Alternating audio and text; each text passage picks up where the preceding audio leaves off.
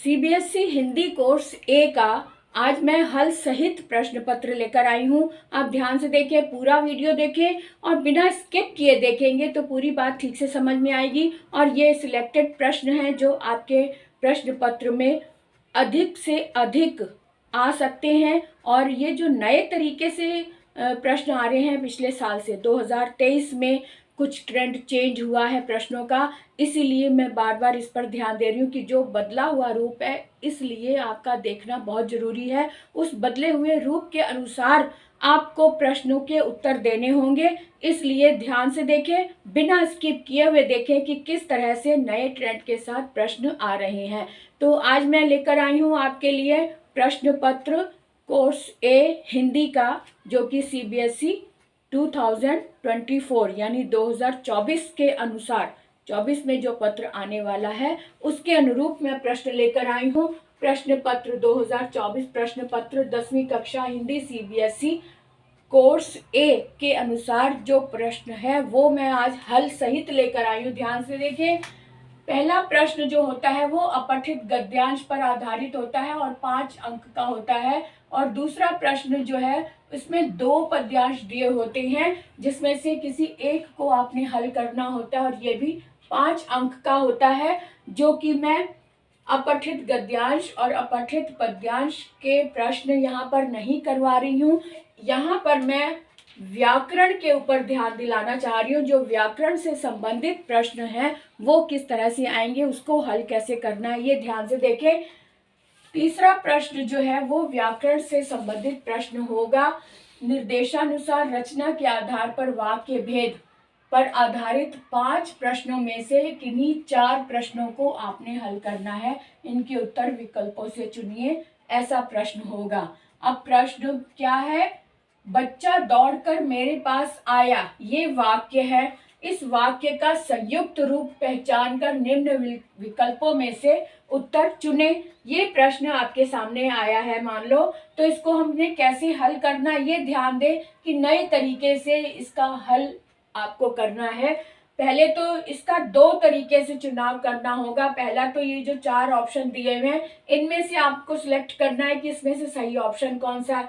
फिर उसके बाद सही उत्तर इस विकल्प में से एक और प्रश्न है, विकल्प आपको बताए हुए हैं, इनमें से कौन सा विकल्प सही है ये आपको बताना होगा।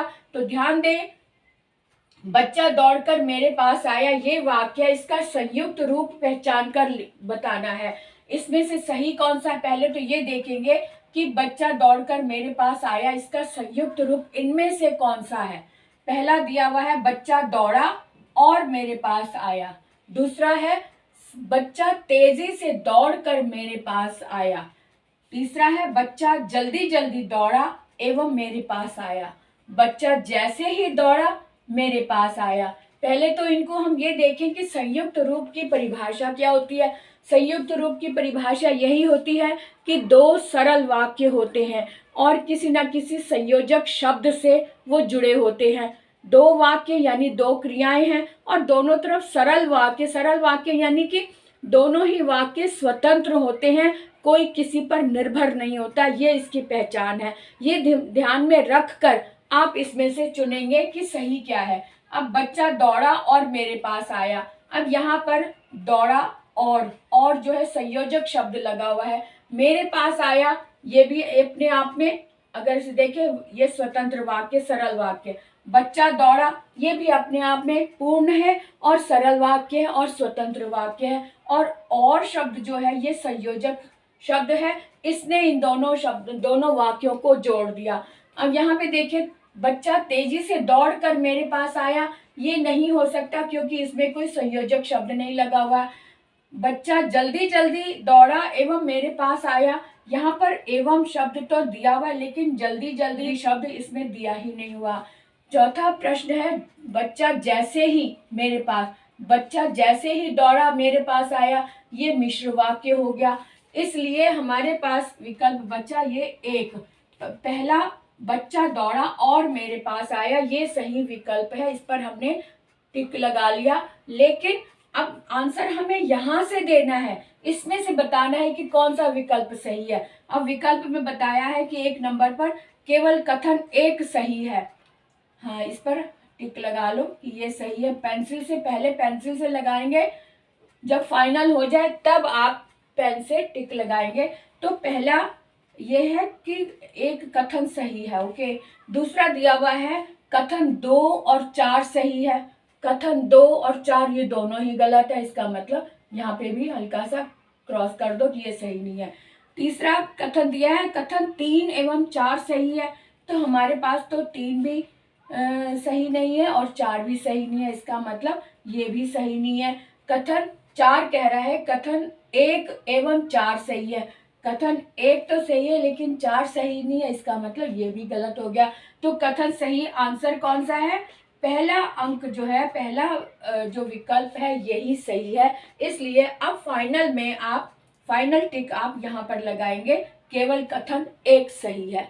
तो इस तरह का प्रश्न पिछले साल से आ रहा है। ऐसे प्रश्नों का आपने अधिक से अधिक अभ्यास करना है।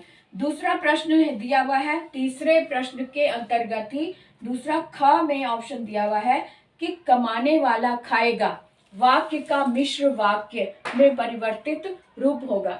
मिश्र, यहाँ पर मिश्र वाक्य के बारे में बताना है। कमाने वाला खाएगा को मिश्र वाक्य में परिवर्तित रूप क्या होगा, इसमें से हमने छांट कर बताना है।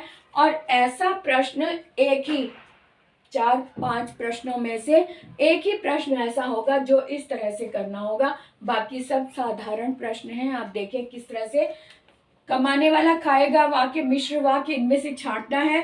कमाने वाला ही खाता है, ये तो एक ही वाक्य है इसलिए ये नहीं हो सकता, क्योंकि मिश्र वाक्य की परिभाषा क्या होती है कि वाक्य 2 होते हैं लेकिन दोनों वाक्य निर्भर होते हैं, कोई भी स्वतंत्र वाक्य नहीं होता और दोनों में युग्म शब्दों से जुड़े होते हैं। जैसे ही, वैसे ही, जैसा, तैसा या फिर जहां, वहां, इस तरह के शब्द लगे होते हैं और दो एक दूसरे पर निर्भर कर रहे होते हैं। वाक्य मिश्रित भाव लिए हुए होते हैं, जहां मिश्रित भाव होता है वहां पर मिश्र वाक्य होता है। यही दिमाग में रख कर हमने ये ऑप्शन चुनने हैं। ये तो एक ही वाक्य है, एक क्रिया है, ये नहीं हो सकता। कमाने वाला ही खाएगा, यहाँ पर भी एक क्रिया है, एक वाक्य, ये नहीं हो सकता। जो कमाएगा वही खाएगा, यहाँ पे जो और वही लिखा हुआ है, तो इसका मतलब ये मिश्रित भाव है, ये सही है। अब कमा कर पेट भरता है, यहाँ पर भी एक क्रिया, ये भी गलत है। तो सही वाक्य क्या हुआ? जो कमाएगा वही खाएगा, ये सही वाक्य है इसके अनुसार। इसलिए हमने ऑप्शन 3 पर टिक लगा दिया, ये वाक्य सही है। अब आगे भी देख लेते हैं। हम प्रश्न 3 के अंतर्गत 2 ऑप्शन देख चुके थे, 2 प्रश्नों को हम हल कर चुके हैं, क और ख। और अब हम देखेंगे ग प्रश्न में क्या प्रश्न पूछा गया है। ग में वाक्य है रूपा हिंदी अध्यापिका के पास गई क्योंकि उसे हिंदी पढ़नी है। ये वाक्य दिया हुआ है। इससे संबंधित प्रश्न ये है कि वाक्य का संयुक्त वाक्य रूपांतर क्या होगा। पहली तो ये है कि ये वाक्य ही देख लें कि ये वाक्य क्या है। रूपा हिंदी अध्यापिका के पास गई, ये एक सरल वाक्य है। क्योंकि उसे हिंदी पढ़नी है, उसे हिंदी पढ़नी है, ये भी एक सरल वाक्य। यानी 2 सरल वाक्यों को क्योंकि जैसे संयोजक शब्द से जोड़ा गया है। ये इसका मतलब है कि ये पहले से ही संयुक्त वाक्य है, लेकिन इसी संयुक्त वाक्य को ही उन्होंने कहा है इस वाक्य का संयुक्त रूपांतर। मतलब इसी वाक्य का अगर एक और संयुक्त वाक्य बनाना हो तो वो क्या रूपांतर क्या होगा। तो ऐसा ही इन वाक्यों में भी हमने संयुक्त वाक्य ही देखना है, लेकिन थोड़ा बदले हुए रूप में। तो इसमें पहला ऑप्शन दिया है रूपा हिंदी पढ़ने हिंदी अध्यापिका के पास गई।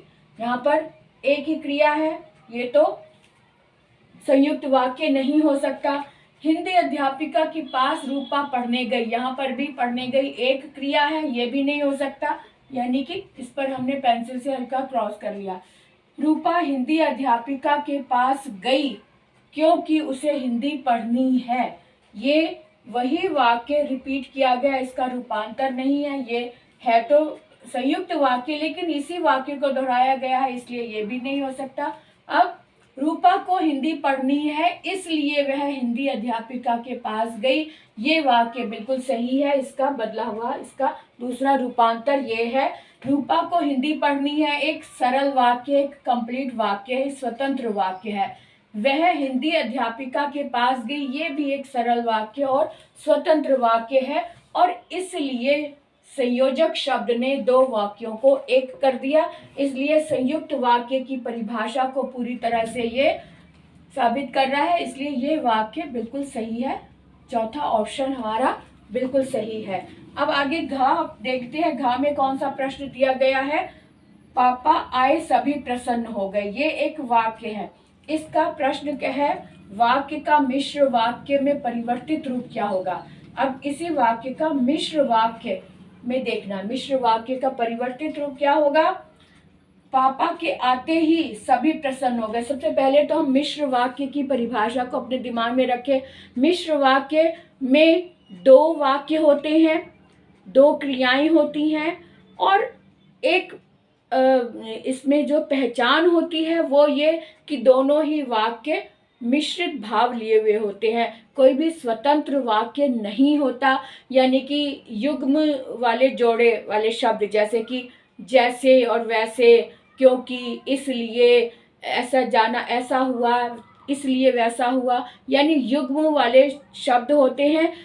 पढ़कर ये पता चलता है कि कोई भी इसमें स्वतंत्र वाक्य नहीं है, यानी दोनों के भाव मिश्रित है। उनको पढ़ने से लगता है कि ये अपने आप में कंप्लीट नहीं है। तो ऐसे वाक्य जहाँ होते हैं वहाँ पर मिश्र वाक्य होता है। तो मिश्र वाक्य की परिभाषा को दिमाग में रखते हुए हम इसकी ऑप्शन पढ़ेंगे कि इसमें से मिश्र वाक्य वाला परिवर्तित रूप कौन सा है।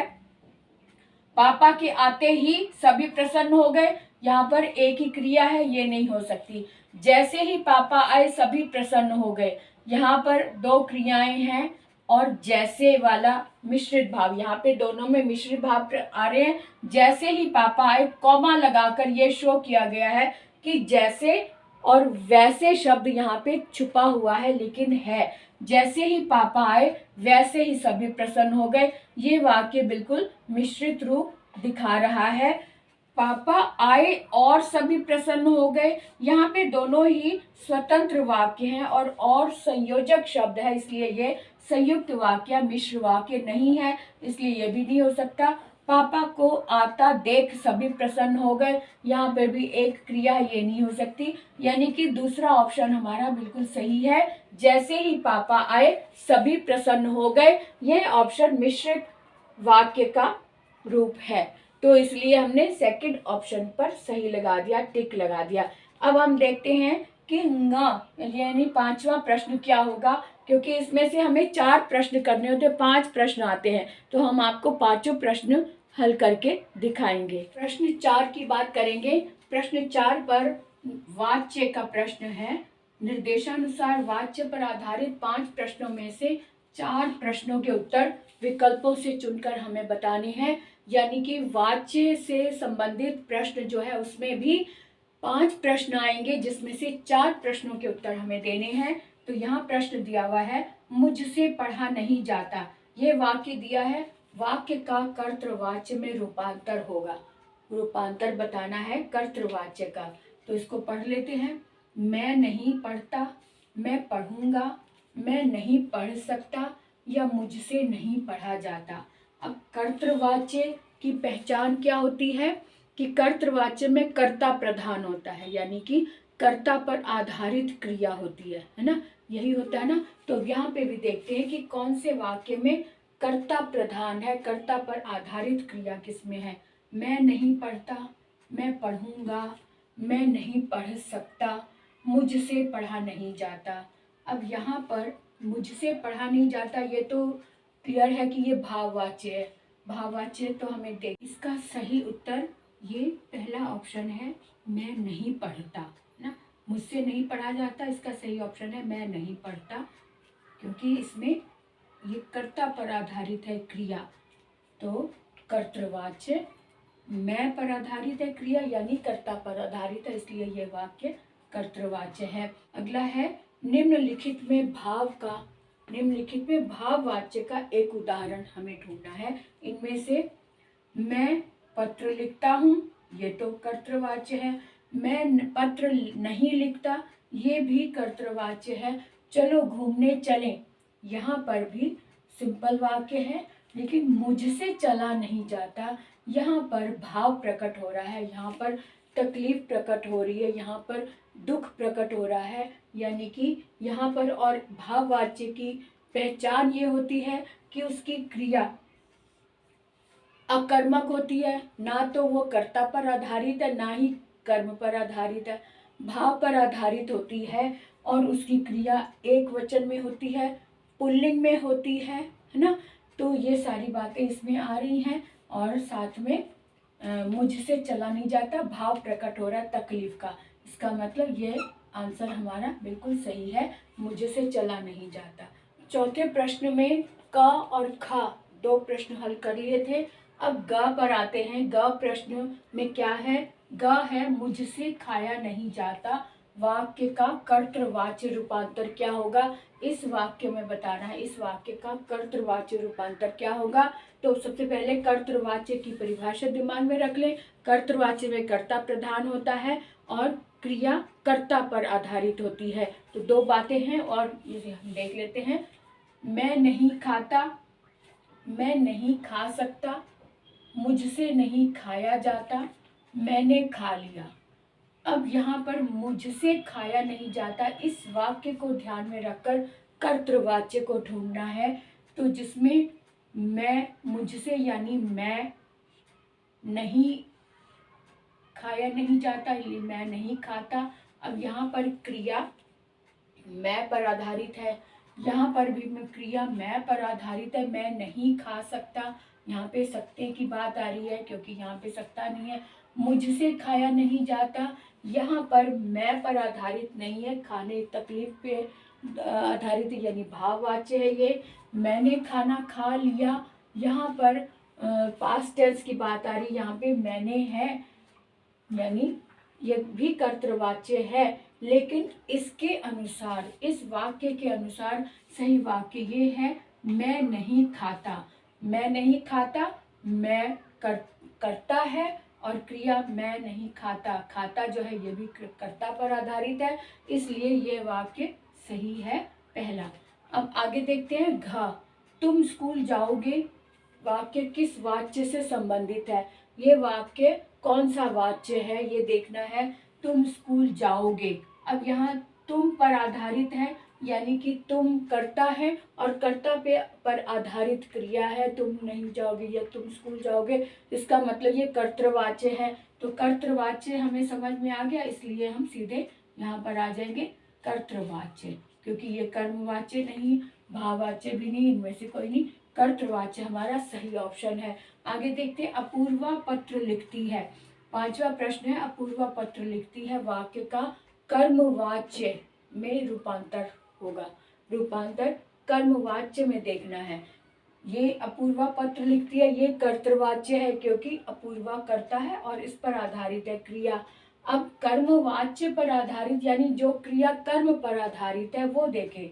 अपूर्वा से पत्र लिखा जाता है, कर्मवाच्य में क्या होता है? जो कर्ता होता है वो करण कारक के द्वारा जुड़ा होता है, मुझसे या मेरे द्वारा, इस तरह से होता है। यहाँ पर आया अपूर्वा से पत्र लिखा जाता है। अब पत्र कर्म हो गया, कर्म भी है और पत्र के अनुसार क्रिया आई है यानी कर्म के अनुसार क्रिया आई है, इसलिए यह ऑप्शन हमारा सही है। अपूर्वा से पत्र लिखा जाता है। अपूर्वा से लिखा नहीं जाता, यहाँ पे कर्म नहीं है इसलिए ये नहीं हो सकता, ये भाववाच्य हो गया। अपूर्वा लिखती है, ये कर्तृवाच्य ही है क्योंकि अपूर्वा पर आधारित है। अपूर्वा पत्र नहीं लिखती, यहाँ पर भी अपूर्वा पर आधारित क्रिया है इसलिए ये भी नहीं, ये भी नहीं। यह पहला ऑप्शन हमारा बिल्कुल सही है कि अपूर्वा से पत्र लिखा जाता है। अब आगे नेक्स्ट प्रश्न जो है वो हमारा पद परिचय पर आधारित है, वो भी देख लेते हैं। अब हम पांचवें प्रश्न पर आते हैं। निर्देशानुसार पद परिचय पर आधारित 5 प्रश्नों में से 4 प्रश्नों के उत्तर विकल्पों में से चुनिए। प्रश्न ये है, यह पुस्तक मेरी है। यहाँ पद परिचय पर आधारित प्रश्न है, वाक्य दिया हुआ है यह पुस्तक मेरी है, इसे मैं पढ़ सकता हूँ। इस वाक्य के अनुसार हमें प्रश्न का उत्तर देना है। प्रश्न क्या है, वाक्य में रेखांकित पद का व्याकरणिक परिचय। पढ़ सकता हूँ, यहाँ पर रेखांकित किया हुआ है, पढ़ सकता हूँ। ये स्पष्ट रूप से हमें पता चल रहा है कि ये क्रिया है, क्रिया को के शब्दों को रेखांकित किया गया है। तो इन दिए हुए ऑप्शन में से, विकल्पों में से सही विकल्प कौन सा है, ये हमें बताना है। तो पहले में बताया है, पहले ऑप्शन में है सकर्मक क्रिया है। सकर्मक क्रिया, मैं इसे पढ़ सकता हूँ, इसे, यह पुस्तक मेरी है। हाँ जी, बिल्कुल सकर्मक क्रिया है। पुल्लिंग है, पुल्लिंग भी है। एक वचन है, एक वचन भी है। उत्तम पुरुष भी है, क्योंकि ये मैं की बात हो रही है, उत्तम पुरुष भी है। कर्तृवाच्य, क्योंकि मैं पर आधारित करता है, इसलिए ये कर्तृवाच्य भी है। निश्चयार्थ भी है, मैं इसे पढ़ सकता हूँ, क्योंकि निश्चित रूप से कह रहा है वो मेरी पुस्तक अधिकार के साथ वो पढ़ सकता है, निश्चयार्थ भी है। कर्ता इसमें मैं है, और कर्म इसमें इसे है। तो ये पहला ऑप्शन बिल्कुल सही है, सब पे खरा उतर रहा है, ये बिल्कुल सही है। आगे भी देख लेते हैं। दूसरे में कहा है अकर्मक क्रिया। अकर्मक तो बिल्कुल नहीं, क्योंकि ये तो सकर्मक क्रिया है, और पुल्लिंग है, बहुवचन नहीं है, भविष्य काल भी नहीं है। उसके बाद तीसरा है सकर्मक क्रिया। स्त्रीलिंग तो बिल्कुल भी नहीं है, बहुवचन भी नहीं है, वर्तमान काल है। सकर्मक क्रिया है, पुल्लिंग है, बहुवचन नहीं है, भूतकाल भी नहीं है। इसलिए पहला ऑप्शन हमारा बिल्कुल सही है, तो इसलिए हमने टिक कर दिया। अब इसके बाकी प्रश्न भी देख लेते हैं। अभी तो हमने एक ही प्रश्न देखा है, अब हम यहाँ पर 5वें प्रश्न का ख प्रश्न देखते हैं। क हम देख चुके हैं, अभी हमारे 4 और बाकी हैं। तो ख प्रश्न में लिखा है, आहा उपवन में सुंदर फूल खिले हैं। ये वाक्य दिया हुआ है, इसमें रेखांकित पद का परिचय देना है। रेखांकित उपवन में शब्द जो है, इसका परिचय देना है। किस तरह से, ऑप्शन दिए हुए हैं। पहला है जातिवाचक संज्ञा, पुल्लिंग, एक वचन, अधिकरण। अधिकरण कारक है, क्योंकि में चिन्ह लगा हुआ है। तो कारक में हम देखेंगे कि अधिकरण कारक है, क्योंकि अधिकरण का चिन्ह होता है में पेपर, तो इसलिए ये अधिकरण कारक है, ये सही है। उपवन में एक वचन है, हाँ बिल्कुल सही है, एक उपवन की बात हो रही है। पुल्लिंग है, हाँ पुल्लिंग भी है।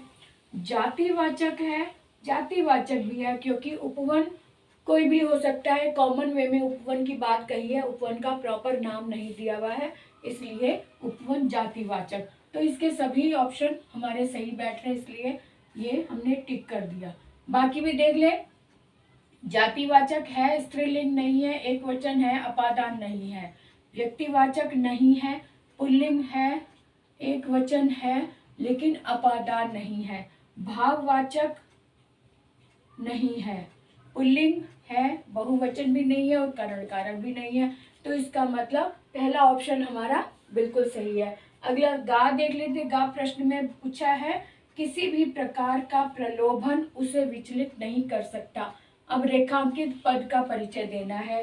तो रेखांकित पद हमारे पास प्रलोभन शब्द है, प्रलोभन का परिचय देना है। प्रलोभन यानी कि लालच। लालच ऐसी चीज है जो जिसे हम महसूस कर सकते हैं, लेकिन हाथ में नहीं ले सकते। तो जिसे हम छू नहीं सकते, महसूस कर सकते हैं, वो भाववाचक होता है। तो इसलिए हम देखते हैं, ये भाववाचक संज्ञा, जातिवाचक संज्ञा, विशेषण, क्रिया विशेषण नहीं, ये भाववाचक संज्ञा है। बिल्कुल सही है हमारा ये ऑप्शन। तो इसलिए ग प्रश्न यानी क ख ग 3 प्रश्न हमने पद परिचय के सॉल्व कर लिए। अभी भी 2 प्रश्न और बाकी हैं, तो वो भी देख लेते हैं। अब यहाँ 5वें प्रश्न का घ प्रश्न हम देखते हैं कि घ में पूछा है, वाह बहुत मनोरंजक स्थान है, रेखांकित पद का परिचय क्या होगा। यहाँ पे स्थान शब्द को रेखांकित किया हुआ है, तो स्थान के बारे में हमें परिचय देना है। क्या है, ऑप्शन को देख लेते हैं। तो इसके लिए कहा गया है जातिवाचक संज्ञा। जातिवाचक संज्ञा है, क्योंकि ये प्रॉपर नाउन नहीं है, है ना, व्यक्तिवाचक संज्ञा नहीं है, स्थान कोई भी हो सकता है, तो जातिवाचक संज्ञा है। पुल्लिंग भी है, एक वचन भी है, और साथ में कर्ता कारक भी है ना। हाँ, तो वह बहुत मनोरंजक स्थान है। अब यहाँ पे क्या कर्ता की क्रिया, इस कर्ता की क्रिया जो है वो है, तो ये भी सही है। अब आगे देखते हैं भाववाचक संज्ञा। स्थान की बात हो रही है, नहीं, भाववाचक नहीं है, स्त्रीलिंग भी नहीं है, एक वचन है, कर्म कारक नहीं है। व्यक्तिवाचक नहीं है, पुल्लिंग है, एक वचन भी है लेकिन कर्ता कारक है, लेकिन व्यक्तिवाचक नहीं है, इसलिए ये गलत हो गया। रीतिवाचक भी नहीं है, स्त्रीलिंग भी नहीं है और बहुवचन भी नहीं है। इसका मतलब हमारा फर्स्ट ऑप्शन बिल्कुल सही है, यह इस पर हमने टिक लगा दिया। अब रह गया इसका एक प्रश्न रह गया अभी भी, न क ख ग घ हो गया। अब न चौथा पांचवा प्रश्न अभी हमने सॉल्व करना है। पद परिचय से संबंधित प्रश्नों में से पांचवा प्रश्न भी देख लेते हैं। पांचवा प्रश्न हमारे सामने है, दिल्ली में वीर सैनिक भी रहते हैं। वाक्य में रेखांकित पद का परिचय होगा। गुणवाचक विशेषण, मूलावस्था, पुल्लिंग, बहुवचन, विशेष्य, सैनिक। अब ये वीर सैनिक, वीर जो है विशेषण है, ये तो हमें पता है, लेकिन कौन सा विशेषण है? गुणवाचक विशेषण है, बिल्कुल सही है। मूलावस्था है क्योंकि ये उत्तरावस्था या उत्तमावस्था नहीं, मूलावस्था है, इसलिए ये भी सही है। पुल्लिंग भी सही है, बहुवचन है, वीर सैनिकों की बात हो रही, सैनिक बहुवचन है, तो विशेष्य इसका जो है वो सैनिक, सैनिक की विशेषता बताने वाला शब्द है, इसलिए विशेष्य सैनिक हो गया। इसलिए हमारे पास पहला ऑप्शन बिल्कुल सही है। बाकी सब देखने की जरूरत नहीं क्योंकि फर्स्ट में हमें मिल गया। परिमाण नहीं हो सकता, स्थानवाचक भी नहीं है, गुणवाचक है लेकिन ये एक वचन नहीं है, पुल्लिंग है, तो इसलिए हमारे पास फर्स्ट ऑप्शन बिल्कुल सही है। अब हम आगे नेक्स्ट प्रश्न जो है वो छठा प्रश्न जो है वो हम अलंकारों पर आधारित देखेंगे। अब आगे देखते हैं, छठा प्रश्न हम अलंकार से ले रहे हैं। निर्देशानुसार अलंकार पर आधारित 5 प्रश्नों में से 4 प्रश्नों का उत्तर विकल्पों में से चुनकर दीजिए। ये प्रश्न भी 4 अंक का होगा। एक एक अंक के 4 प्रश्न आपको करने हैं। 5 प्रश्न आएंगे जिसमें से 4 प्रश्नों का उत्तर आपको देना है। पहले प्रश्न में दिया है, हनुमान की पूंछ पर लग ना पाई आग, लंका सिगरी जल गई, गए निशाचर भाग। अब यहाँ अलंकार पहचानना है, इस लाइन में कौन सा अलंकार है, क्योंकि हनुमान की पूंछ पर लग ना पाई आग, लंका सारी जल गई, गए निशाचर भाग। एक ऐसी बात है जो संभावना जिसकी नहीं है लेकिन संभावना दिखाई गई है, जो असंभव बात है, असंभव बात को संभव करके दिखाया गया। जहां पर ऐसी बात होती है वहां अतिशयोक्ति बात, अतिशयोक्ति अलंकार होता है। पानी गए ना उबरे मोती मानुष चून। अब यहाँ पर पानी की बात कही गई है, पानी एक शब्द है, पानी गए, पानी चला गया, तो मोती, मानुष और चून तीनों में तीनों चीजें जो है अपना अस्तित्व ही खो देंगी। मोती यानी कि मोती की चमक, मानुष यानी मनुष्य की इज्जत मान, और चूना जो है उसका गीलापन चला जाएगा अगर पानी नहीं होगा। तो तीनों के लिए पानी शब्द का महत्व बताया गया है और तीनों के लिए पानी शब्द का अलग अलग अर्थ भी बताया गया है। यानी कि इस पानी शब्द में अनेक अर्थ छिपे हुए हैं। पानी का अर्थ मोती की चमक भी है, पानी का अर्थ मनुष्य की इज्जत भी है, और पानी के अर्थ में चूने का गीलापन भी है। तो यानी कि जिस एक शब्द में अनेक अर्थ चिपके हुए होते हैं वहां श्लेष अलंकार होता है, इसलिए यहाँ पर श्लेष अलंकार है। आगे देखिए, कैसे कलुषित प्राण हो गए, मानो मन पाषाण हो गए। अब यहाँ पर आपको पहचान बताई गई थी कि जिस वाक्य में ही, जिस पंक्ति में मानो शब्द होता है, मनु, मानो, जनु, जानो, जैसे, इस तरह के शब्द जहाँ होते हैं कविता में, वहां पर क्या होता है, उत्प्रेक्षा अलंकार होता है, इसलिए यहाँ पर भी उत्प्रेक्षा अलंकार है। अब आगे देखें, मंगत को देख पट देत बार बार। अब इस पंक्ति में कौन सा अलंकार प्रयोग में हुआ है, पट देत। यहाँ पर भी बताया, मंगत को देख पट देत बार बार। अब यहाँ पे पट शब्द में अनेक अर्थ छिपे हुए हैं, जैसे कि मांगने वाले, मंगत यानी मांगने वाले को देखकर, भिखारी को देखकर जो घर के गृहिणी है वो पट यानी दरवाजा बार बार बंद कर देती है। या फिर पट का अर्थ वस्त्र भी होता है, तो मांगने वाले को देखकर जो गृहिणी है वो बार बार उसे वस्त्र भी देती है। तो इस एक शब्द में अनेक अर्थ छिपे हुए, अनेक अर्थ चिपके हुए हैं, इसलिए यहाँ पर भी श्लेष अलंकार हो गया। अब आगे देखिए, मेघ आए बड़े बन ठन के संवर के। अब यहाँ मेघ की बात हो रही है, लेकिन मेघ को संवरने की बात कही गई है, और संवरना तो मनुष्य का काम होता है। तो लेकिन कवि को मेघ में मनुष्य दिखाई दे रहा है, जहाँ पर मनुष्य का आभास होता है वहाँ पर मानवीकरण अलंकार होता है, इसलिए यहाँ पर मानवीकरण अलंकार है। इस तरह से हमने देखा। और एक बात और कि हमारे सिलेबस में सिर्फ 4 ही ये अलंकार हैं, श्लेष, उत्प्रेक्षा, मानवीकरण और अतिशयोक्ति। यही 4 अलंकारों का सिलेबस इस बार पिछले साल भी से चला आ रहा है। 2023 में भी और 2024 में भी ये 4 अलंकार ही आपके सिलेबस में है, इसलिए उससे रिलेटेड ही मैंने उदाहरण पेश किए हैं। अब एक ही वीडियो में आपको व्याकरण की सारी बातें समझ में आ गई। कौन कौन सी? रचना के आधार पर वाक्य भेद, फिर वाच्य, पद परिचय और उसके बाद अलंकार। ये 4 चीज़ें आपको एक ही वीडियो में बताई गई, यही पेपर में आ रही हैं। अब आपने अभ्यास करना है। ये महत्वपूर्ण प्रश्न है, बहुत ही ज़्यादा महत्वपूर्ण है। अगर आपने एक बार इनका अभ्यास कर लिया, आपको 80% आपके पक्के आपकी जेब में। अब बात रही इनका अलग अलग से अभ्यास करने की। इसी तरह से मैं अब आगे के वीडियो में मैं अलग अलग वाक्यों पर, जैसे कि रचना के आधार पर एक वीडियो, वाच्य पर आधारित एक वीडियो, इस तरह से रिलेटेड ऐसे ही प्रश्न लेकर आऊँगी, प्रश्न ऐसे ही बताऊँगी ताकि आपका अभ्यास हो सके। तो आज के वीडियो को यही विराम देते हैं, आगे बढ़ते हैं, अगले वीडियो की तैयारी करते हैं। आपको ऑल दी बेस्ट, शुभकामनाएं।